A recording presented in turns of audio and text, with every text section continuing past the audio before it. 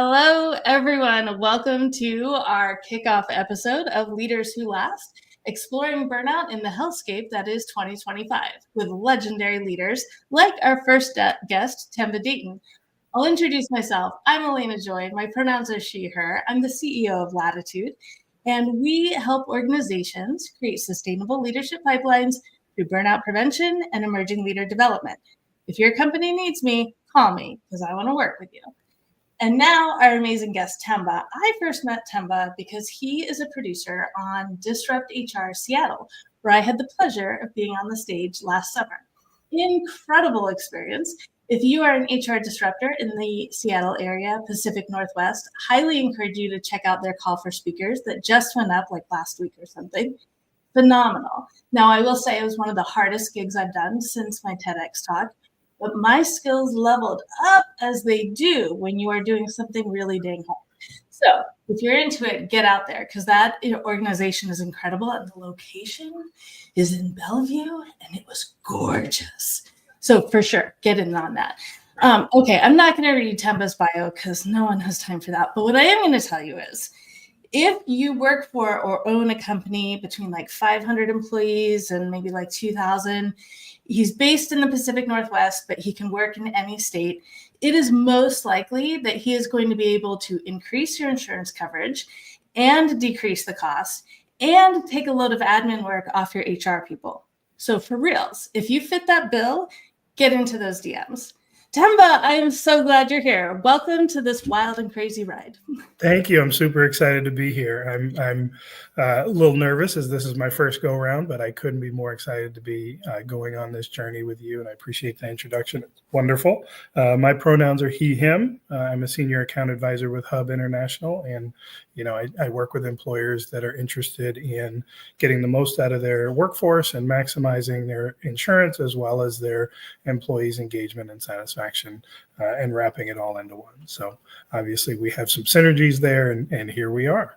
And here we are. Exactly. Like something you said earlier was, I work with the people who value this kind of conversation, right? Like that's where we find that synergy. And that was one of the huge reasons why I wanted to kick off this series with you. And because it's really fun together. And if you weren't nervous, I would be like, dang, I picked the wrong dude, because that would mean your ego is like this big. Check. I must not have an ego since I'm That's supremely nervous.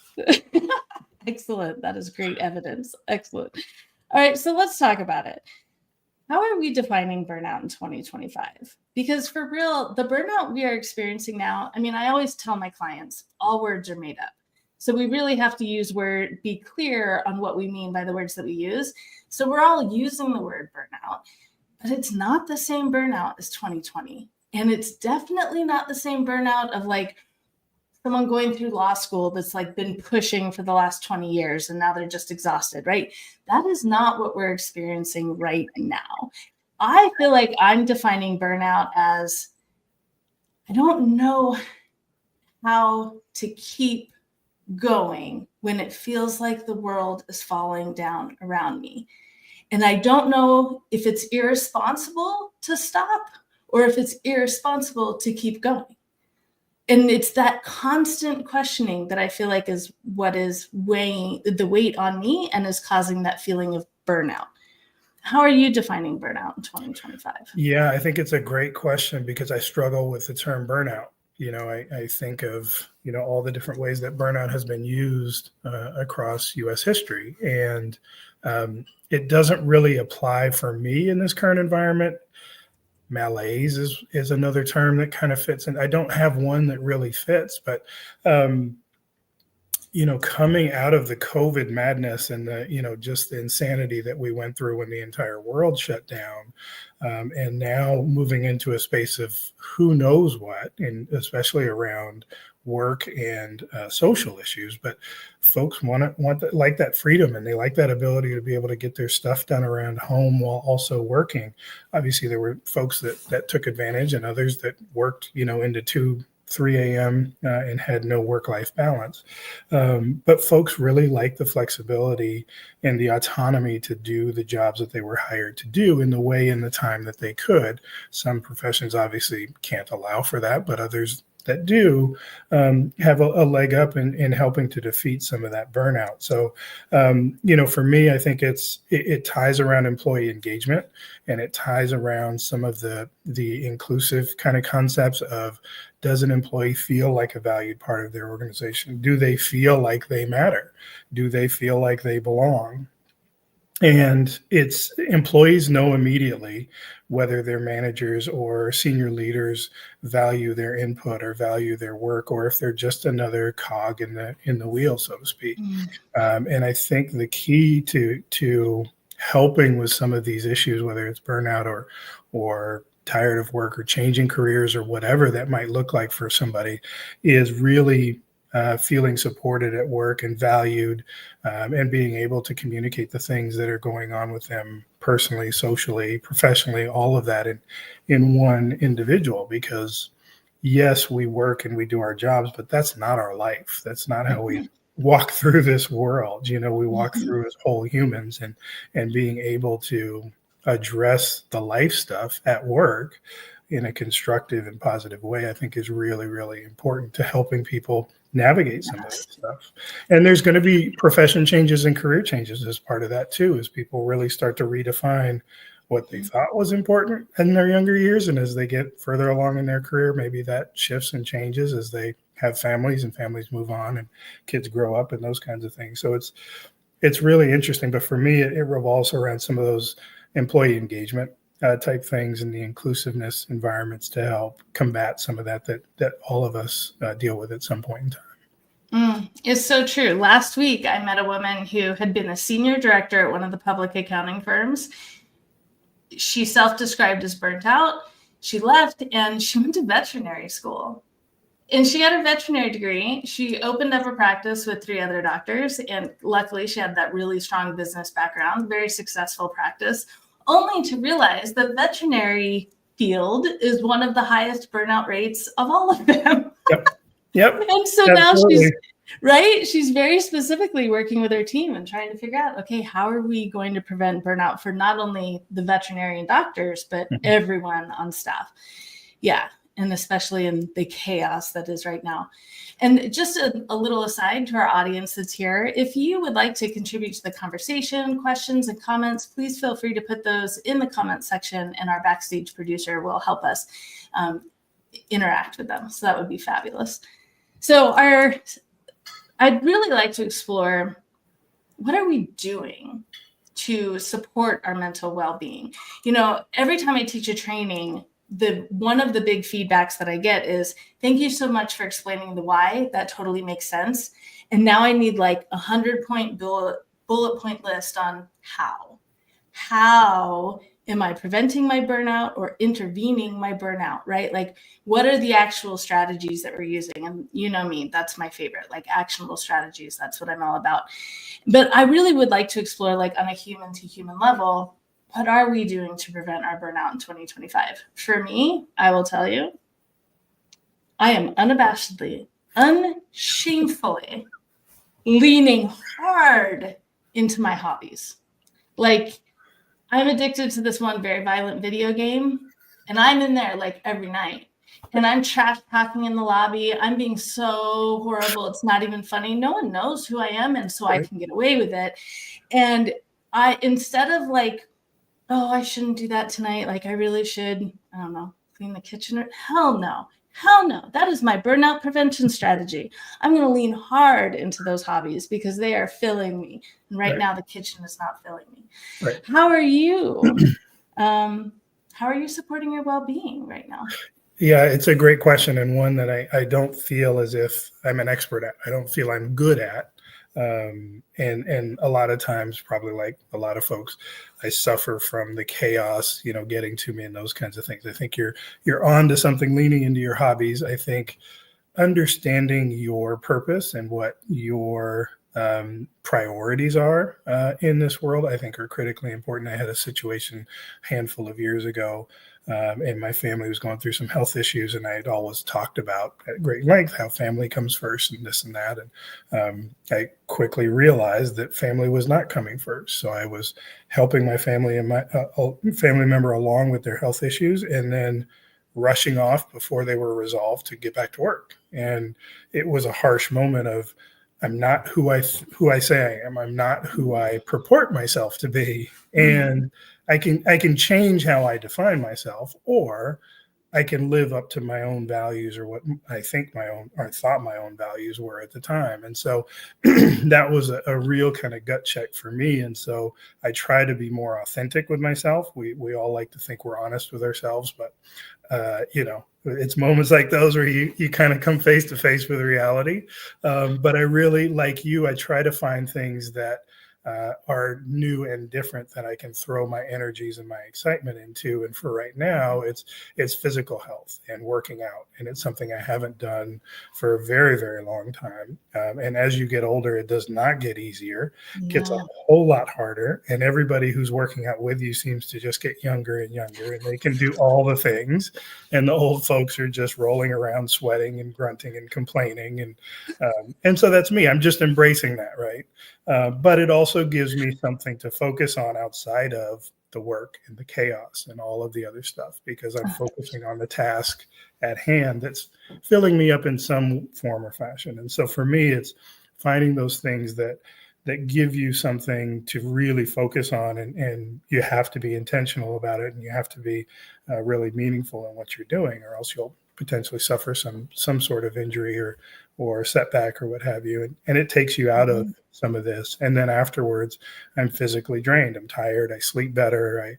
I tend to stick to a better diet because I've put in work that, I don't want to destruct. So for me, it kind of builds onto some other things, but it helps for that, 45 minutes or so to distract, and then provides values down the road, whether it's improved physical health, being able to sleep better, and those kinds of things. So I think you're on the right track there. And for me, it's making sure you understand why you're here and what you're trying to accomplish in the time that we have here. Yeah, going back to that why, absolutely. As you spoke, this morning I woke up to many texts with one of the headlines of today and the show that's happening.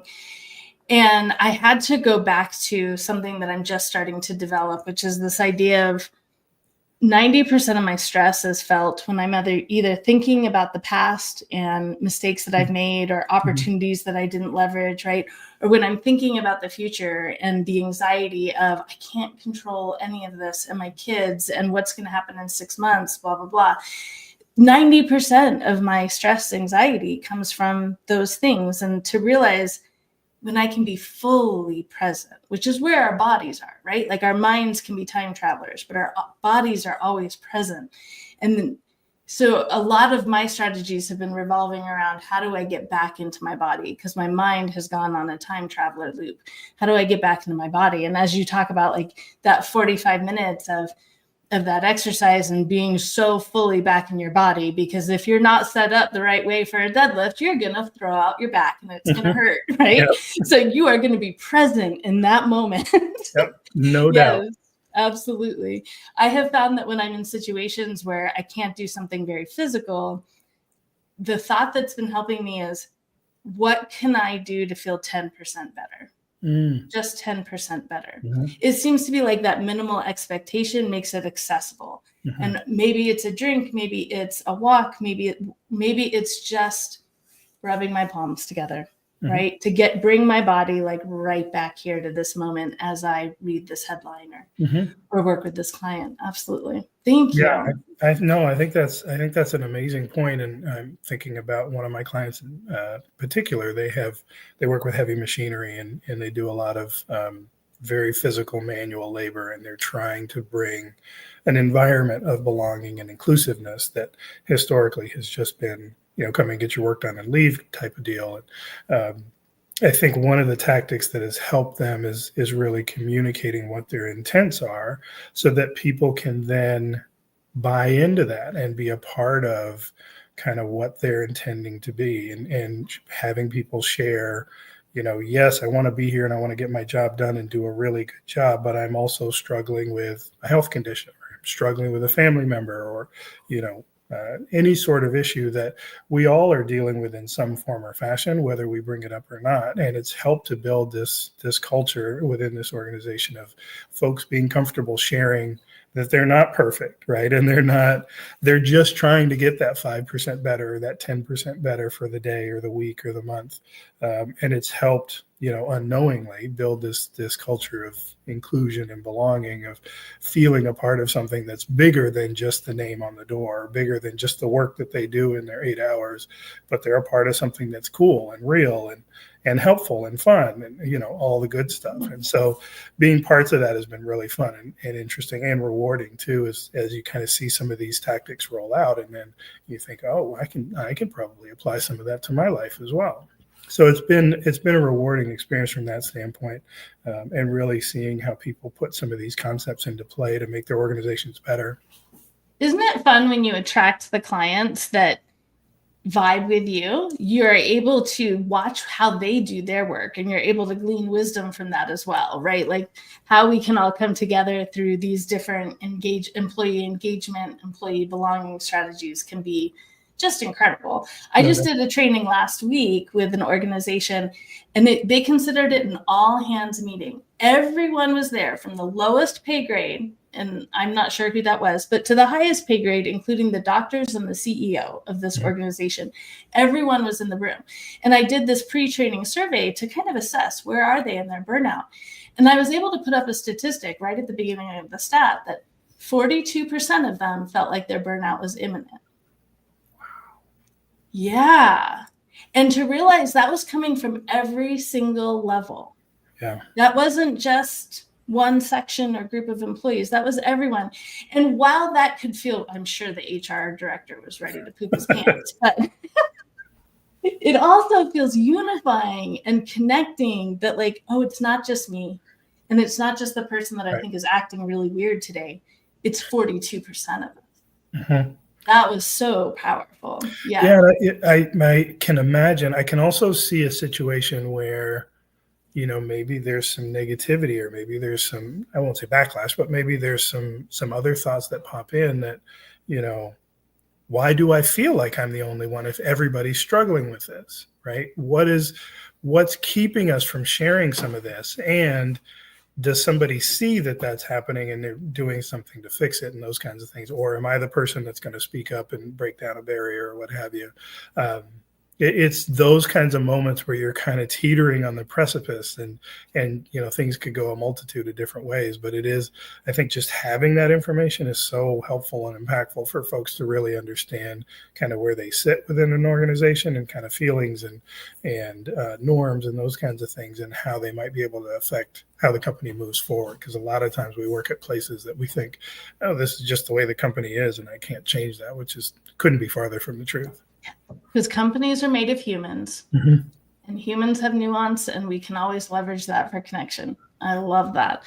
Well, our last talking point today is to explore how are we bringing joy into our lives right now? At Latitude, we consider joy a strategy, not just an outcome, that when we feed into ourselves in all the aspects of our lives, that makes us more resilient and able to still perform under times of high stress.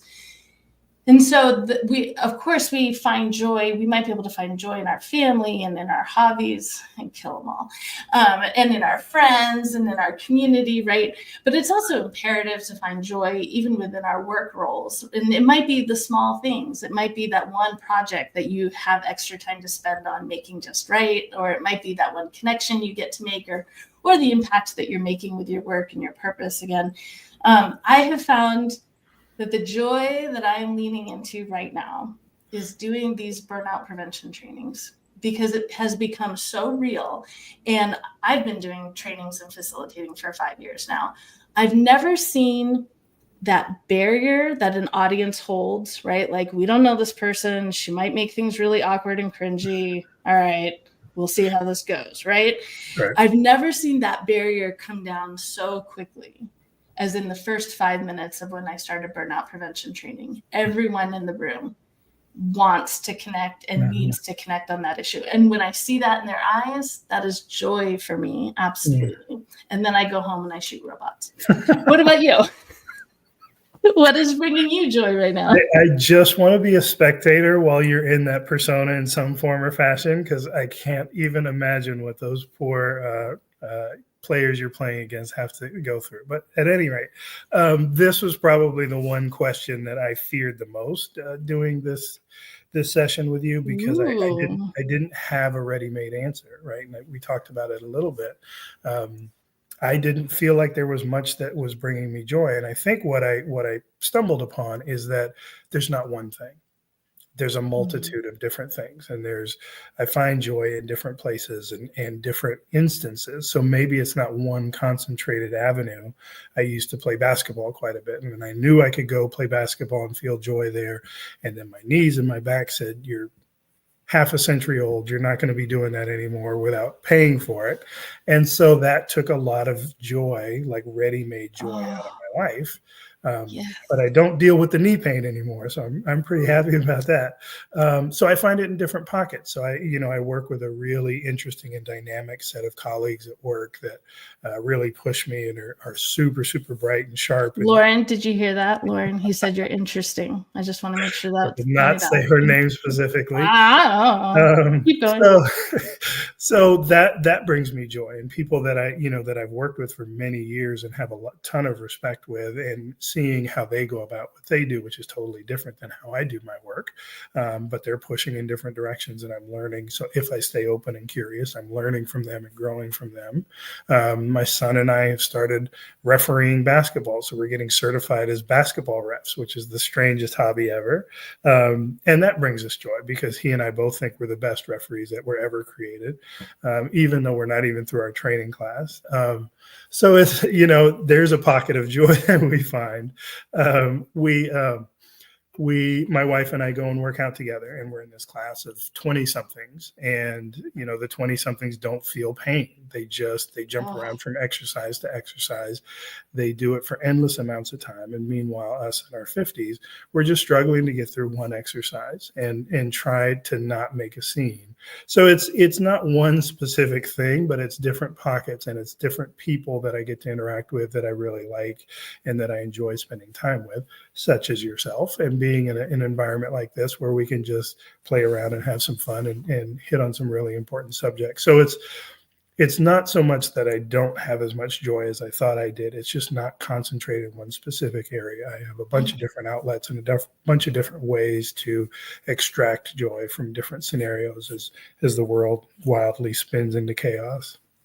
I love that. You have diversified your joy sources, which I think is so critical, because I've also had points in my life where a physical thing has happened and something that I've loved, that I really was part of my identity, was taken away, right? I was physically unable to do that anymore. And that source of dopamine and endorphins and serotonin was gone. And not only is that emotionally hard to deal with, but that's literally the chemistry in your brain is struggling to function. And so, yes, I think you've hit on something so incredibly important, is that we need to prioritize being able to find joy in multiple areas, because right now I'm supporting ERG leaders that no longer have an ERG group to lead. And that was a huge source of their joy at work for so long, right? And there's nothing I can do to fix that. But what I can do is help them explore, where else can we create a source of joy for you? And for leaders who have those people with them, help them find multiple sources of joy, because we all need it. Give that permission. Absolutely. I think that's a wonderful point, and something that bears kind of fleshing out. It's a wonderful topic, because organizations spent so much time after the George Floyd murder and investing in, diversity, equity, and inclusion initiatives. And now obviously the backlash is swinging back pretty violently in the other direction.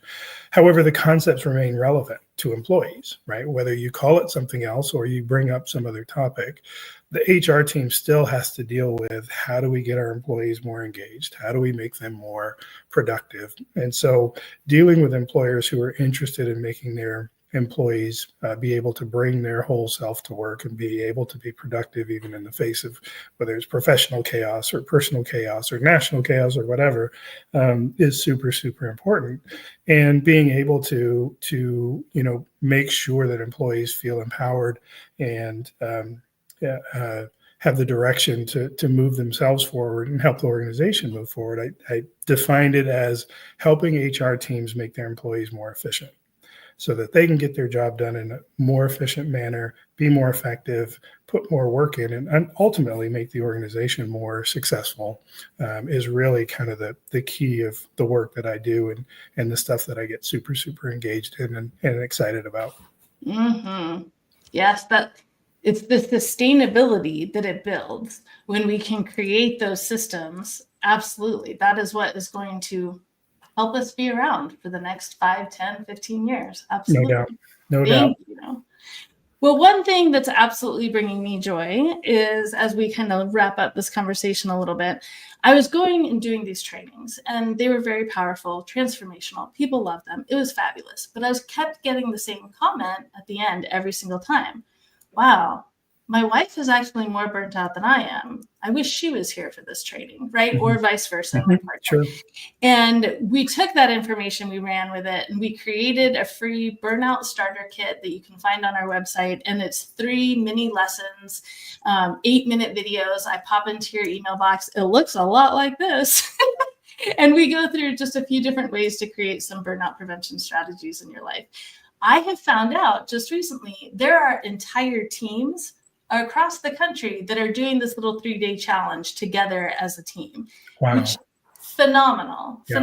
Everyone can do it on their own time, and it creates this common language so that we can connect, right? We can be that real engaged workforce and leaders as well. Yeah, that's great. Will you please share with us a little bit about DisruptHR Seattle? Absolutely. So DisruptHR is an international organization based around cities across the nation, and I think even internationally. I'm lucky enough to help put on the DisruptHR Seattle event. 2024 was our first year as the host of DisruptHR, and so we're preparing for year 2. It will be June 3rd. At the Bellevue Club again, wonderful venue. And there's a DisruptHR LinkedIn page. Thank you for that you can go to and learn more about. And it is such a dynamic event. And as a speaker, it is a lineup of speakers with hard-hitting HR topics as vetted by HR professionals as to what they deal with on a daily basis. So it could be any sort of topic that they might have an employee come in and talk to, but each of the speakers has, I believe it's 5 minutes and 15 seconds per slide to get their message across. So that slide changes every 15 seconds, whether you're done talking about it or not. And you better know your materials, because you don't get to just read the PowerPoint. It's moving. It's so fast. It's a fun event. There's a lot of festivities around it. There's food and drink, and it's just a very relaxed atmosphere where real people can talk about real issues that they're dealing with. And the organization itself is just amazing. I'm just glad to be a part of it and to be able to help host something that admittedly, based on the survey results, it made a lot of impact in HR professionals' lives. So that was super, super cool. And I get to hang out with super cool people like you as well. So that's an added bonus for sure. It was pretty great. To wrap this up today, I'm going to throw up a comment that Lauren put out there for us, because I think it's so important. But I actually want to say first, your colleague Lauren, who was also working on the DisruptHR team when I was involved, it was watching the two of you interact and how real and respectful at the same time. It was impressive to me, and it immediately put me at ease with you and with her, but definitely with you. Like, there was something there that just, okay, all right, we're cool, right? When you get to that point, and when you can get to that we're cool point in like the first 30 seconds, absolutely incredible. Yep. So yes, fabulous comment. My favorite thing about actual burnout prevention is that it's not traditional self-care. It's about learning what it is that brings you joy, what it is that drains you, and then adjusting accordingly. And finally, I'd like to give a shout out to our guest for next week. We are speaking to the president of the Black HR Society, which is headquartered here in Phoenix. I don't want to mess up the name, so I'm going to say TJ Lowry, but I'm going to practice, and I'm going to be so good by next week. She's an absolutely incredible leader. She's had phenomenal experience in HR, and I'm so excited to be able to talk to her about what she's seeing as burnout in her community, as well as how she's helping to prevent it for herself and for others. So thank you all. Thank you, Themba, for being here. Thank you, Gracie, our backstage producer. I truly appreciate you. And thank you to the audience for coming together today. Be good to yourselves, fam. I appreciate you. Bye.